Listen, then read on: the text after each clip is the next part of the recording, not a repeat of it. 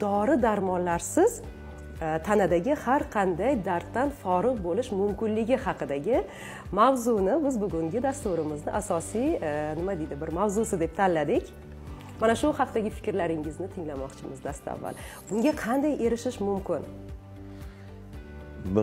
Ibn Sino otamiz bizdan 1000 yil oldin yashagan bo'lsalar, undan ham oldin Yunon faylasufi Demokrit aytgan bir gap bor. Odamlar Allohdan o'z toat ibodatlarida tansihatlik tilashadi, lekin Alloh tansihatlik kalitini insonni o'z qo'liga tug'ilgandanoq tutqazib qo'yganidan bexabardirlar degan joyi bor-da. Bu azaldan insonga ma'lum bo'lganki, Alloh insonni yaratganda tuzaluvchan qilib yaratgan. Ana shu tuzaluvchanlik xususiyatini insonlar yo'qotib qo'yishgan.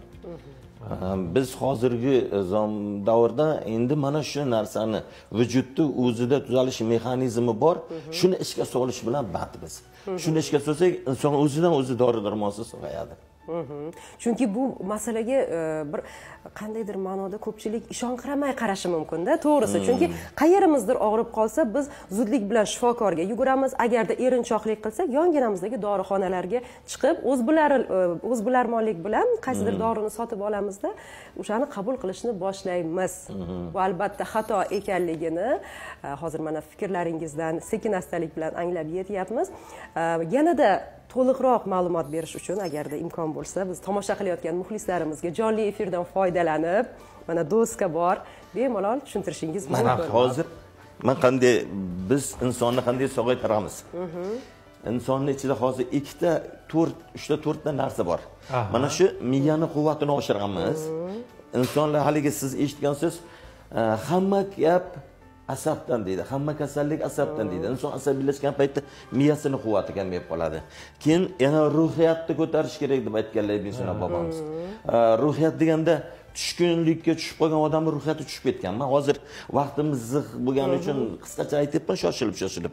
Keyin insonning ongiga men kasalman degan fikr singib qolgan bo'lishi mumkin. Mana shu kasalman degan fikrni ongidan tozalab tashlasak, yana o'zidan o'zi sog'ligini his eta boshlaydi. Organizm o'zini sog'aytirib yuboradi. Yana eng qiziq narsa insondagi psixosomatik muhitni to'g'rilash kerak. Biz ana shu narsa bilan ko'proq shug'ullanamiz. Psixosomatik muhit deganda nima? Organizm agar inson sog'ayishiga ishonsa, nimadan qat'iy nazar u dorini o'rniga biror narsani boshiga urib qo'yib shundan tuzalasan deb ishontirasizmi yoki ko'p so'p qilib tuzalasan deb inson nimadanki tuzalishiga ishonsa, organizmni tuzalish mexanizmi ishga tushadi, bemor sog'aya boshlaydi. Ana shuni fanda effekt platsebo deydi. Buni teskarisi bor. Teskarisi effekt notsebo. Insonga tuzalmasligiga ishontirib qo'ysaylik, insonga nimaki asl zo'r dorini bersangiz ham u tuzalmay turaveradi. Chunki miya tuzalishiga ishonmaydi. Hozirgi zamonda mana misol uchun sahrni diabet degan kasallikka chalingan, qandli diabet kasalligiga chalingan insonlar o'zingiz o'ylang, O'zbekistonda qancha bor. Mana shu salkam hammalari men tuzalmayman degan fikrlari bor. Shuning uchun ularga muolaja yordam bermaydi. Ular shunaqa tuzalmaslikka ishonib qolishgan. Biz ularni tuzalishiga ishontirsaylik, ular o'zidan o'zi tuzalaveradi. Oshqozon osti bezi ishlab ketadi. Yana organizm o'zini me'yoriga keltirib oladi. Mana shu effekt notsebo degani juda xunuk narsa. Bu insonni ayanchli holatlarga olib keladi. Bu nafaqat qandli diabet, boshqa kasalliklardan ham tuzalmay qolishiga sabab bo'ladi. Effekt notsebo degani nima ekanligini men oldin tushuntirmoqchiman yana ozgina. Effekt platsebo tuzalaman, tiklanaman, yashayman degan ma'noni bersa, effekt platsebo buzilaman, tugayman, o'laman degan ma'noni beradi. Inson tuzalmayman deb ishonib turaversa, eng yomoni o'sha akademik ham uni tuzata olmaydi. Hozir mana erta-beta biz ijtimoiy tarmoqlarda ko'rib qolamiz. Ana tabib chiqdi deydi, bunday davolar ekan, bunday davolar ekan. O'shanga ishonib borganlar, ular tuzalishiga ishonib boryapti. Unda effekt platsebo bo'lyapti. Hatto sahrni diabetga asal yesangiz tuzalasiz, ana xandon pista yeng desa, bodom yeng desa, o'shani yeb tuzaladi.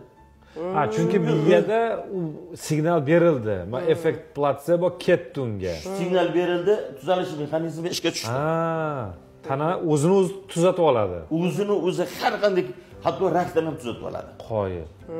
Organizmni Alloh tuzaluvchan qilib yaratgan. Juda ajoyib narsa. Lekin buni teskarisi, ming afsus.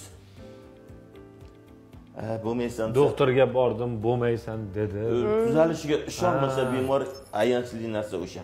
Bemor o'zi ishonmasa, professor, akademik eng asl dori bersa ham u foydasiz. Endi bu narsa hozir ko'p jihatdan o'sha davolovchi shifokorlarni qaysidir ma'noda yondashuvlariga ham bog'liq ekanda. Ahmadjon aka to'g'ridan to'g'ri bemorga qarab turib, siz endi tugadingiz desa, o'sha javob bilan chiqib ketgan bemor endi qanday o'zini tiklashi mumkin yoki qanday qilib effekt platseboga erishishi mumkin, to'g'rimi? Shunday. Bu organizmdagi psixofiziologik holat. Psixofiziologik holat. Biz klinik psixologlar bu narsani yaxshi tushunamiz. Hozir Zarifboy Ibodullayev meni malades, zo'r gapiryapti degan bo'lardilar. Nima demoqchiman? Hamma vrachlar ham shuni bilishsa, bemorni ichida ishonchni uyg'otishsa, hamma vrachlar shifokor arzimagan doridan ham bemorni sog'aytirib qo'yishlari mumkin. Arzimagan dori bilan ham. Tushunarli. Ba'zida menda bir narsa keldi, mana hozir. Juda ham qiziqarli mavzu bo'lgani uchun savollarimiz qaynab kelyapti. Aytinglar. Misol uchun, mana bir kishini boshi og'rib turibdi yoki qorni og'rib turibdi. Birorta dori bering, tez qoldiradigan desa, buvim shunaqa qilardilar. Dorini mana buni ichib ol derdilar-da, oddiygina o'sha dorini berib, yaxshi bo'ldim. U dori keyin bilsam nima beruvdi desam, parastamol edi derdilar-da, qo'yardi. U qorni og'rigiga dori emas-ku desam, shu sen o'zing miyang davolab qo'ydi derdilar-da. Demak shundan ekan, dori farq qilmas ekan. Xuddi shunday.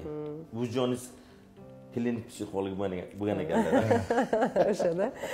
Demak, hozir yana bir savol tug'iladi.